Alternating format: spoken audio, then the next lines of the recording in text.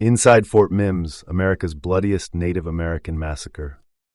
Welcome to Native Legends and History Stories, where we uncover the raw, unfiltered truth behind America's most defining moments. If you're passionate about discovering the shocking realities that shaped our nation's past, hit subscribe and join us on this journey through history. The summer of 1813 brought an unprecedented horror to the Alabama Territory. A massacre so devastating it would forever change the relationship between settlers and Native Americans in the region. On August 30th, Fort Mims became the site of one of the bloodiest chapters in American frontier history. A tragedy made all the more shocking not by its brutality, but by the stunning chain of negligence that made it possible. The seeds of this catastrophe were planted in the aftermath of the Battle of Burnt Corn Creek. The conflict had ended disastrously for the white settlers, shattering their illusion of security and sending shockwaves through the exposed Tensaw and Little River communities. Families fled their isolated homesteads, seeking protection in numbers. Among these refugees were those of mixed Creek blood, who now found themselves caught in a terrifying paradox, dreading the fury of their own kinsmen while desperately seeking shelter among the settlers. Their refuge of choice was the residence of Samuel Mims, an experienced Indian countryman whose property sat strategically positioned 1 mile from the Alabama River, 2 miles below the cutoff, and a quarter-mile from the Tensaw boatyard. Here, the desperate settlers transformed a simple homestead into a frontier fortress. They erected a nearly square stockade encompassing an acre of land, fortified with large eastern and western gates. Within these wooden walls stood several buildings, with the Mims family home serving as the central structure. One building, known as Patrick's Loom House, gained particular significance with its extra fortification, earning it the nickname the Bastion among the inhabitants. According to Pickett's meticulous research, by August 1813, Fort Mims housed 553 souls, a remarkable concentration of humanity comprising white settlers, Spanish refugees, free blacks, and families of mixed Indian ancestry. The military presence appeared formidable on paper. 70 home militia members under the command of Captain Dixon Bailey, all of them what General Woodward described as half-breeds. 16 battle-hardened men from Mount Vernon and Fort Stoddard led by Lieutenant Osborne, and 175 Mississippi volunteers. In total, 265 trained fighters stood ready to defend nearly 300 civilians, including 100 children whose laughter would soon turn to screams. The fort's new commander, Major Daniel Beasley, should have recognized the gravity of his responsibility. Instead, his leadership would prove catastrophically inadequate. Even General Claiborne, commanding from Mount Vernon, sensed the danger. His personal inspection of Fort Mims on August 7th led to direct orders strengthen the pickets, construct additional blockhouses. Lieutenant William R. Chambliss would later testify to an even more damning detail. Just days before the attack, Beasley received an urgent letter from Claiborne himself, explicitly warning of enemy movements in the area. But Beasley treated these warnings with contempt. His tragic overconfidence, fueled by alcohol and arrogance, transformed what should have been a stronghold of protection into a death trap for 553 trusting souls. After Burnt Corn Creek, the Creek War Party executed a series of calculated military maneuvers. They first marched to Pensacola, where they systematically replenished their ammunition, acquired new weapons, and gathered essential supplies. Their return journey to their towns and hunting grounds took place under cover of darkness, with warriors moving in small groups to avoid detection. Word spread through the Creek settlements, and warriors began arriving from every hostile town in the territory, from the swamps of southern Alabama to the hills of Georgia. The gathered force assembled under 4 distinguished leaders. The Tuskegee chief, known as Far-Off Warrior, brought decades of combat experience and tactical knowledge. Peter McQueen commanded respect for his diplomatic skills as much as his warfare prowess. Highhead Jim's reputation for ferocity drew young warriors to his banner. But it was William Weatherford, the Red Eagle, who emerged as the most compelling figure among them. Weatherford stood apart from traditional Creek chiefs. His ancestry traced through Creek, Scottish, and French bloodlines, giving him unique insight into both native and settler ways. In peacetime, he had moved freely between worlds, dining in settler homes, joining their celebrations, dancing with their young people at social gatherings. His knowledge of settler customs and military tactics made him an invaluable leader. Many Creek warriors viewed his mixed heritage with suspicion, yet none questioned his dedication to their cause. The Creek army established their staging ground at a plantation within striking distance of Fort Mims. Here, Weatherford's complex character revealed itself through his actions. Several black prisoners fell into their hands during reconnaissance missions. Rather than holding or executing them, Weatherford deliberately created opportunities for their escape. His warriors observed him watching the fugitives flee toward Fort Mims, knowing they would carry warnings of the Creek presence. Having learned of Major Beasley's command through his intelligence network, Weatherford expected these warnings to trigger defensive preparations. He prepared his warriors for a difficult assault against a fortified position. Inside Fort Mims, Major Beasley's behavior defied all military logic and protocol. General Claiborne's repeated warnings met with dismissal or outright contempt.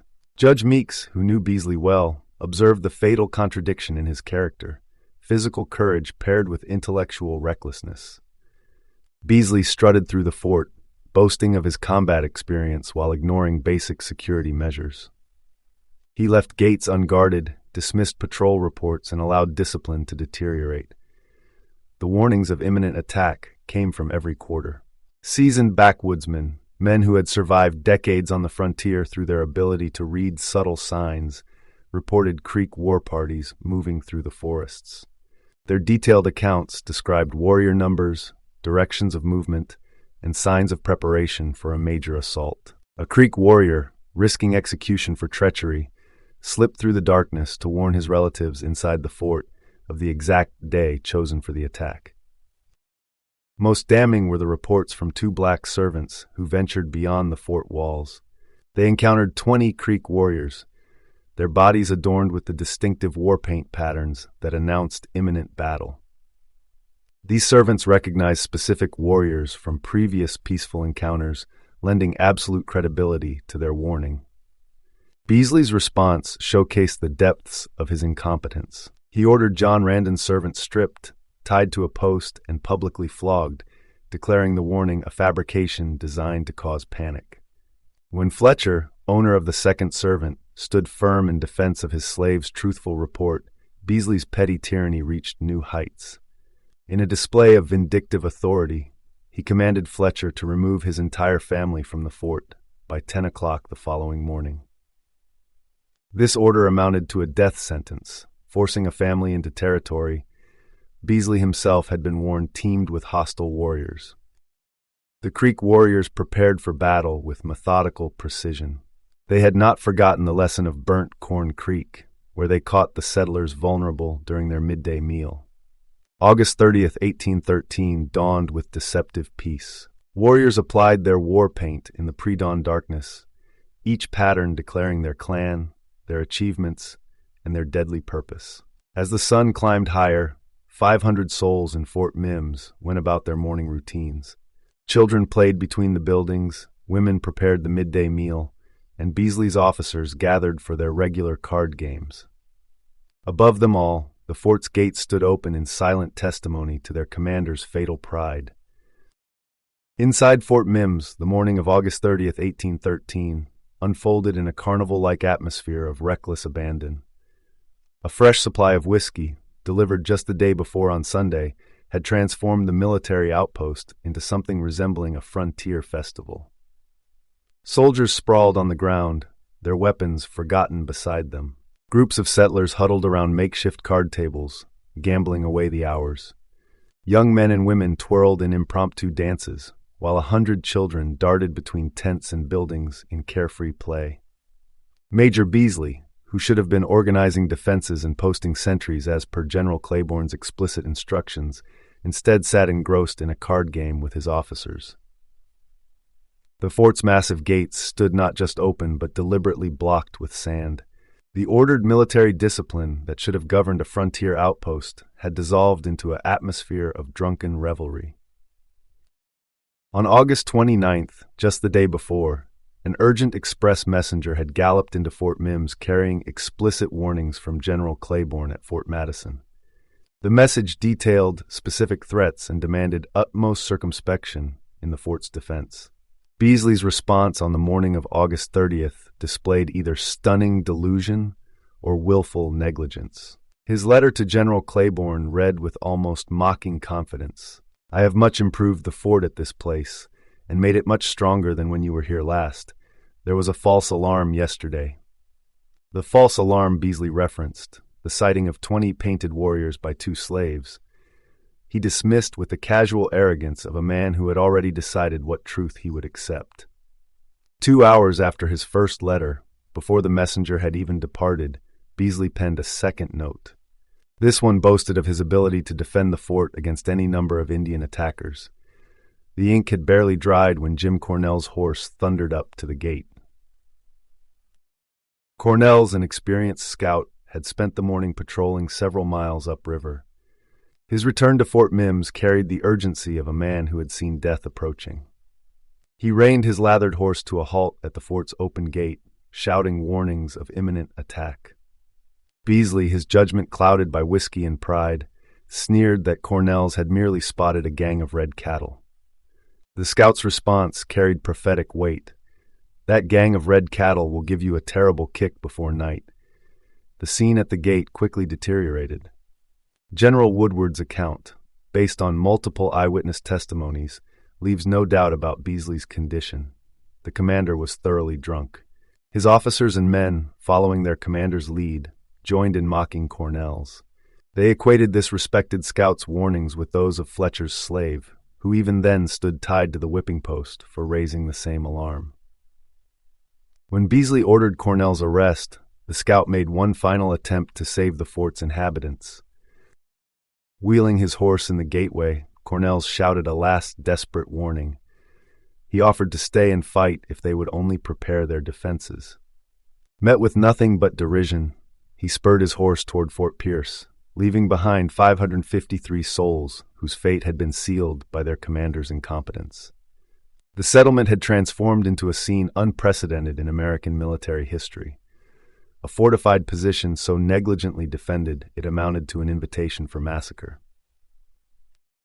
As noon approached, the drum's rhythmic beat called soldiers and officers to their midday meal. That familiar signal, echoing across the fort's grounds, served a dual purpose. For inside the stockade, it summoned hungry men to their dinner. For the Thousand Creek warriors hidden in the surrounding forest, it announced the moment to attack. They burst from the tree line in a coordinated wave, crossing the open ground with stunning speed. Major Beasley, his drunken confidence finally shattered by the sight of painted warriors charging his position, made a belated rush to close the gates. The sand he had ordered packed at the base blocked them open, and in those crucial seconds of desperate struggle, Creek warriors struck him down. William Weatherford, his mixed heritage forgotten in the fury of battle, led the charge on foot. The man who had once danced at settler gatherings now directed a tide of warriors through the open gates, his Scottish, French, and Creek blood united in a moment of violent retribution. The massacre of Fort Mims had begun, its horror magnified by the knowledge that simple military discipline could have prevented it all. The first moments of the assault revealed its savagery. A Creek prophet, his ceremonial feathers streaming behind him as he led the charge, fell immediately to Captain Dixon Bailey's precise shot. But this small victory did nothing to stem the tide of warriors pouring through the open gates. The Mississippi Volunteers, including Captain Middleton and Captain Jack's companies, met the initial wave. These brave men, caught between their duty and the impossible odds, fought desperately but were quickly overwhelmed. Their bodies soon littered the ground near the gateway, marking their final stand. The scene descended into chaos as officers attempted to organize a defense that should have been prepared hours before. Their shouts barely carried over the din of battle as they tried to rally their men to drive back the Creek warriors. The price of Beasley's negligence was paid in blood as soldiers, women, children, Spanish deserters, and friendly Indians fell beneath tomahawks and musket fire. The ground quickly became slick with blood, bodies piling in grotesque heaps, many scalped and mutilated even before death claimed them. Young men who had been dancing minutes before now fought with desperate fury. Old men and boys joined them, using whatever weapons they could find. Captain Bailey, assuming command after Beasley's death, moved through the carnage trying to organize a coherent defense. The women of the fort showed remarkable courage, loading weapons, carrying water from the well to both fight fires and aid the wounded, and doing everything possible to support the defenders. But each act of bravery only delayed the inevitable. Near the well, a group of Spanish deserters from Pensacola met their end in a scene of particular poignancy. As they knelt, making the sign of the cross in their final prayers, Creek warriors fell upon them with tomahawks. Their bodies crumpled around the well that had been the fort's lifeline, their blood mixing with its water. The initial assault raged for nearly 3 hours. William Weatherford, the Red Eagle, found himself caught between two worlds as the massacre unfolded. Despite leading the initial charge, he soon attempted to moderate the violence. Before departing the fort, he pleaded with his warriors to spare the women and children. His appeals fell on deaf ears. The Creek warriors, driven by a frenzy of vengeance, threatened to kill him if he persisted in trying to save any whites. By mid-afternoon, Weatherford had ridden 12 miles from the fort, where he encountered his half-brother David Tate. Their conversation revealed Weatherford's conflicted emotions as he reported the massacre with evident regret. The first wave of violence was followed by an ominous lull, but this proved to be only a pause in the slaughter. While historical accounts differ on the exact sequence of events, some claiming fresh Indian bands arrived, others suggesting a reserve force of 600 emerged from hiding, the outcome remained the same. The Creek warriors, requiring no further leadership or encouragement, resumed their bloody work with renewed fury. The Shawnee warrior Seekaboo, along with several MacGillivray slaves, introduced a new element of horror by setting fire to the buildings within the inner enclosure. Arrows wrapped in burning cloth arced over the walls, turning wooden structures into infernos. The air filled with the terrible shrieks of women and children as they faced death by fire or blade. The survivors, their numbers dwindling by the minute, crowded into the bastion, their last desperate refuge becoming a trap from which few would escape. The intensity of the violence marked this as something beyond a simple military engagement. The Creek warriors, their initial battle fury transformed into methodical slaughter, employed every means of death their experience could devise. The fortress that had been built for protection became a theater of horrors, where each defensive position became a new killing ground, and every attempt at shelter led only to a different form of death. The main building's collapse marked another wave of deaths.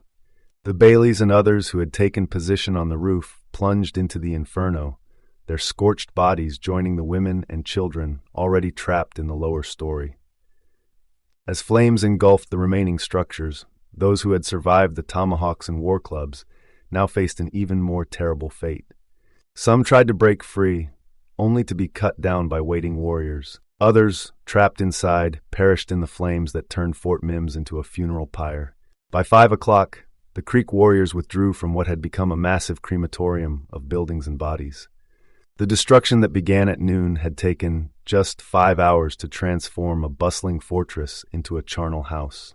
Major Beasley's negligence had invited this catastrophe upon himself and the 500 souls in his care. Like a thunderbolt of war, death had struck at midday with bullets, knives, war clubs, tomahawks, and finally, purifying fire. While historians debate the exact numbers, Pickett claims Weatherford commanded 1,000 warriors, while Ramsey suggests 500. All agree on the devastating toll inside the fort. The territory represented by the Tensaw and Little River settlements had lost nearly its entire population in a single afternoon. Yet from this apocalypse of violence, extraordinary tales of survival emerged. The Mims family, whose name would forever be linked to the massacre, did not perish completely. Mrs. Mims and 3 of her sons, David, Alexander, and Joseph, managed to escape the slaughter. Others found safety through surrender, including Mrs. Susan Hathaway, Elizabeth Randon, and 2 children, one white and one black, the latter named Lizzie. One of the most remarkable escapes came near the massacre's end. Samuel Smith, a man of mixed blood, led a desperate breakout attempt. Together with Stedham, Stubblefield, and 11 other men, they used axes to cut through the fort's pickets. In their flight to the swamp, Smith demonstrated extraordinary courage, shooting down an Indian warrior who was about to strike Stubblefield, saving his companion's life even as they ran for their own. A wounded black woman named Hester showed incredible determination and presence of mind. Despite her injuries, she slipped through the Indian lines, found a canoe on Lake Tensaw, and paddled through the night to Fort Stoddard. Her journey carried more than just her own survival. She delivered the first news of the massacre to General Claiborne, though too late to save those still trapped in the fort. But perhaps the most touching survival story came from Mrs. Vicey McGirth, a woman of mixed Creek heritage, and her 8 children. Years before the massacre, she had shown kindness to a hungry, homeless Indian orphan boy named Sonota. She fed him, clothed him, and treated him as family. Sonota grew into a strong warrior and joined the Creek War Party attacking Fort Mims. During the massacre, he participated in the general slaughter until he came upon Mrs. McGirth and her children, his foster family. In that moment, gratitude overcame bloodlust. He herded them into a corner and used his own body as a shield, his broad chest becoming a rampart of protection against his fellow warriors. This single act of mercy, born from a long-ago kindness, provided a glimmer of humanity in the darkness of what Pickett calls Indian barbarity. The morning after the massacre, he led them away on horseback toward the Coosa River. To protect them from other warriors, he cleverly claimed they were his captured slaves. At his home, Sonota's commitment to their safety never wavered. He hunted to feed them, sheltered them from the elements, and stood guard against any threats of Indian violence. His final act of devotion came when he prepared to join the fight against General Jackson at Horseshoe Bend. Knowing he might not return, he gave Mrs. McGirth detailed instructions for reaching her friends in the South if he fell in battle. His premonition proved tragic. He died in that decisive conflict, but his sacrifice was not in vain. Mrs. McGirth and her daughters eventually found their way to Mobile, reuniting with Zachariah in a moment that seemed miraculous, given the odds against their survival. The story of the McGirth's salvation has another layer of complexity. General Woodward and Dr. Clanton credit their protection not just to Sonota, but also to Highhead Jim, also known as Chief Jim Boy. This powerful Creek leader had demonstrated his friendship to Zachariah McGirth months before the massacre. During a tense encounter in Pensacola that summer, when some warriors called for McGirth's death, Highhead Jim had threatened to kill any Indian who harmed him. At Fort Mims, Jim Boy attempted to save others besides the McGirths, actions that earned him the enmity of his own warriors. From the original 553 inhabitants of Fort Mims, only about 50 people survived that bloody day and night. The complete list of survivors, pieced together from various sources, reveals the chaotic nature of escape during the massacre. Pickett's records name Mrs. McGirth and her daughters, a friendly Indian called Sokka, the courageous black woman Hester, and the mixed-blood Samuel Smith. Military personnel who survived included Lieutenant W.R. Chambliss, Dr. Thomas G. Holmes, Lieutenant Peter Randon, and Sergeant Matthews. Civilians Josiah Fletcher, Martin Rigdon, Joseph Perry, both Jesse and Edward Stedham, John Hoven, and others managed to break free. One survivor's story emerged decades later through newspaper records. A.J. Morris, whose name appears as Maurice in early accounts, lived until April 5, 1891, dying in Heflin, Alabama at nearly 100 years old. He was believed to be the last living witness to the Fort Mims Massacre. The Birmingham Age-Herald documented how 5 men, Martin Rigdon, Samuel Smith, Joseph Perry, Jesse Stedham, and Morris himself, escaped together through a section of broken pickets. Their journey to Mount Vernon took several harrowing days, through swamp and wilderness. Dr. Clanton, through his interviews with Samuel Smith, added more names to the survivor list: Stubblefield, Cook, Montjoy, Aaron Bradley, and Lemuel Bradford. The various accounts of survival were verified through multiple sources, with Dr. T.G. Holmes, Jesse Stedham, and Peter Random serving as key informants for Pickett's historical record. Lieutenant Chambliss's escape stands out for its extraordinary circumstances. After breaking free from the stockade, he sought refuge in a pile of logs. In a cruel twist of fate, Indian warriors set fire to his hiding place during the night. As smoke and heat threatened to suffocate him, fate intervened. Something drew the warriors away at the crucial moment, allowing him to slip into the darkness. Not all escape attempts ended in survival. The brave Captain Dixon Bailey, already severely wounded, fled the fort with his young child. Their journey ended tragically in the swamp. Judge Meek's account provides a poignant detail. Searchers later found a gun, its stock carved with Dixon Bailey's name, lying beside the bones of a man and child. This grim discovery spoke to both the desperate courage of those who fled and the merciless nature of their pursuit. A black man, attempting to save the boy during their escape, carried him from the fort. In the chaos and confusion, the terrified child broke free and ran back toward the Indian warriors. His final moments were marked by heart-wrenching cries for his father as the Creek warriors struck him down. On September 9th, Major Kennedy led a burial detail to Fort Mims. 10 days of summer heat, fire, and scavenging animals had transformed the site into something beyond nightmare. The men found hundreds of bodies in various states of decomposition, victims of tomahawks, fire, and wild animals. The scene proved so horrific that the writers of the time refused to detail what they discovered, particularly regarding the treatment of women and children.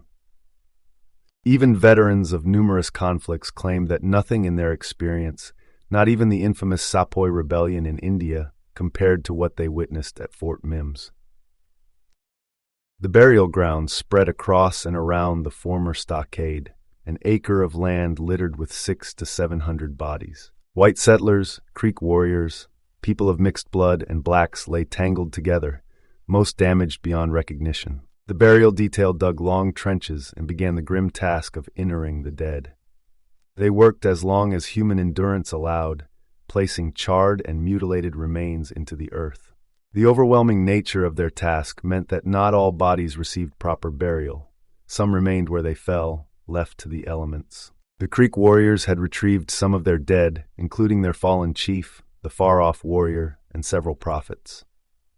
Yet they left enough of their own dead to significantly increase the burial detail's already monumental task. These grim warriors, now silent in death, joined their victims in the trenches. Among those searching the ruins was Zachariah McGirth, who arrived at Fort Mims the night of August 30th. He combed through the smoking debris and mangled bodies, desperately seeking any trace of his wife and daughters. Finding nothing recognizable among the carnage, he finally accepted what seemed inevitable, that his family had perished with the others. Months later, on Mobile's Wharf, a scene of unexpected joy unfolded. McGirth's wife and daughters, brought from their temporary refuge on the Alabama River by an American officer, were reunited with him. Witnesses described McGirth's reaction. He stood trembling, speechless for several minutes, overwhelmed by the shock of seeing his family alive after believing them lost among the dead. The final count of the massacre was devastating. Nearly every white woman in the fort perished. Of the 100 white children playing that morning, only one survived. All the young women who had been dancing when the attack began lay among the dead. The destruction was total. 500 people who had sought shelter in Fort Mims were now buried in its soil, victims of a tragedy that proper military leadership could have prevented. Fort Pierce, despite its proximity to Fort Mims, escaped the Creek warriors' wrath. The fort's inhabitants managed to evacuate safely, though their journey to safety proved challenging. When they reached the Alabama River, they found themselves stranded on the eastern bank until Peggy Bailey, Captain Dixon Bailey's sister, performed an extraordinary feat of courage. Despite the August heat and the river's notorious alligator population, she swam across the treacherous waters to secure a flatboat from the western shore. This daring act enabled the entire group to cross safely and eventually reach the arsenal at Mount Vernon. The United States government later recognized her bravery by granting her a tract of land. The Bailey family's story weaves deeply into the fabric of frontier life. Captain Dixon Bailey, born of mixed Indian blood in Odyssey, received his education in Philadelphia. Reports describe him as a man of striking appearance and unquestionable character, whose courage and mental strength stood unmatched in the territory. Some accounts claim his wife was a South Carolina woman of pure white ancestry. His family included 2 brothers, James and Daniel, and 2 remarkable sisters, Peggy and Polly. Peggy Bailey embodied the frontier spirit. A stout, powerful woman, she could handle horses and firearms with the skill of any male settler. Her mother, a full-blooded Indian woman, lived with her on the river's eastern bank. Her sister Polly, who married Sizemore, the ferryman at what would become Gainestown, shared this physical prowess. Polly's swimming abilities matched her sister's, and she often helped operate her husband's ferry. While Sizemore's household on the western bank avoided the Fort Mims tragedy, their connection to these events would echo through generations. Polly, as Mrs. Sizemore, lived well into her 80s, passing away in Baldwin County in 1862. Her daughter, Mrs. Paget, born by the Alabama River, reached the remarkable age of 100, living to see 1890. Among the most peculiar survival stories was that of Nehemiah Page, a garrison member known for his dissolute habits. The night before the massacre, he engaged in heavy drinking. In what proved to be an accidentally fortunate decision, he stumbled to a stable loft 80 yards southeast of the fort's eastern gate to sleep off his excesses. Around noon, the thundering footsteps of hundreds of warriors jolted him awake. Peering through a crack in the stable wall, he witnessed the Creek war party rushing toward Fort Mims. Terror froze Page momentarily as he realized both the fort's doom and his precarious position. Once the warriors passed his hiding place, he seized his chance and fled southwest toward the Alabama River. In an unexpected twist, a small dog accompanying the war party spotted him and abandoned its Indian masters to follow the fleeing settler. The Indians, focused on the greater prize of Fort Mims, didn't pursue the lone fugitive. Page's desperate flight ended at the river's edge, where both man and dog plunged into the water. The dog, displaying unexpected friendliness, stayed close during their crossing, though its attempts to climb onto Page's shoulders and head nearly proved disastrous for both. Throughout their swim, the sounds of gunfire from Fort Mims echoed across the water, a grim reminder of the fate they had escaped. Only when they reached the western shore did Page finally feel secure, having gained both safety and an unlikely companion. Page's bond with the Indian dog that shared his escape proved lifelong. The small creature that had abandoned its native masters to follow him became his inseparable companion. This unlikely friendship, born in the chaos of massacre, endured until the dog's death. Page later became one of Neshoba County, Mississippi's earliest settlers, before ultimately moving to Texas around 1850, where he died shortly after. His remarkable tale of survival might have been lost to history if not for Mr. James W. Welch of Neshoba County, who documented the account after hearing it numerous times from Page himself, whose reputation for honesty was well established among his neighbors. The final Sunday at Fort Mims, unlike Fort Easley's inhabitants, who maintained regular religious services, Fort Mims's occupants showed little interest in spiritual matters. Their last Sabbath bore no resemblance to a day of rest and worship. Since Lorenzo Dow's brief preaching visit to the Tensaw boatyards in 1803, a decade had passed with virtually no evangelical influence in the region. The stockade housed no prayer meetings, no hymns, no religious observances. Pickett's observation about the inhabitants being abandoned to fun and frolic understates the gravity of their situation. This lack of spiritual discipline mirrored a broader absence of military discipline that would prove fatal. Yet historian J.F.W. Claiborne's treatment of these events, particularly his portrayal of Major Beasley, demands scrutiny. Claiborne's account repeatedly emphasizes Beasley's supposed bravery. He describes the commander running with the courage of despair to close the gate, only to fall under half a dozen bullets. The historian insists that Major Beasley was brave to desperation, and claims that never did an officer more bravely seek to redeem his fatal overconfidence. Each mention of Beasley's death grows more dramatic, first falling at the blaze of 1,000 rifles, then later in the blaze of 300 rifles.